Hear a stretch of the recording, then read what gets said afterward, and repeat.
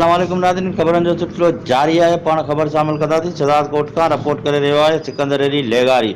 वगड़ थाणे जे हद रोड खां कुझु फ़ासिले ते लिङ काढींदड़ वाक़ियो पेश आयो आहे। गुज़िरियल राति कुझु हैवानियत निमा माण्हू नामालूम औरत खे वहशाणे नमूने क़त्ल करण खां पोइ संदसि लाश मथां पेट्रोल आरे बाहि ॾेई साड़े हलिया विया।